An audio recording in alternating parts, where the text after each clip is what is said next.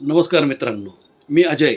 आपल्या गप्पा क्रिकेटच्या अजयसोबत या कार्यक्रमात आपले स्वागत आहे.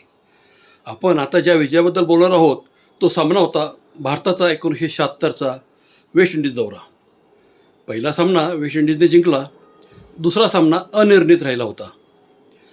तिसरा सामना 7 ते 12 एप्रिल 1976 रोजी वेस्ट इंडिजमधील पोर्ट ऑफ स्पेन येथे खेळला गेला होता.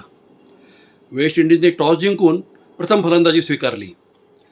पहिल्या डावात वेस्ट इंडिजने 359 धावा केल्या. त्यात सर विवियन रिचर्ड्स यांचा वाटा होता 177 धावांचा.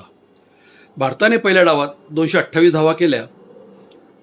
वेस्ट इंडिजने दुसरा डाव 6 गड्यांच्या बदल्यात 271 धावांवर घोषित केला व भारताला त्यावेळी अशक्यप्राय वाटणारे 404 धावांचे लक्ष्य दिले. भारताने तब्बल 147 षटके फलंदाजी करून हे आव्हान सुनील गावस्कर, मोहिंदर अमरनाथ व गुंडप्पा विश्वनाथ यांच्या साह्याने 4 गड्यांच्या बदल्यात 406 धावा केल्यात अगदी अशक्य वाटणारा विजय खेचून आणला व इतिहास घडवला. अशीच भारतीय विजयगाथा माहिती करून घेण्यासाठी माझ्या या पेजला फॉलो करा, लाईक करा, कमेंट करा. भेटूया पुढील विजय घेऊन. धन्यवाद.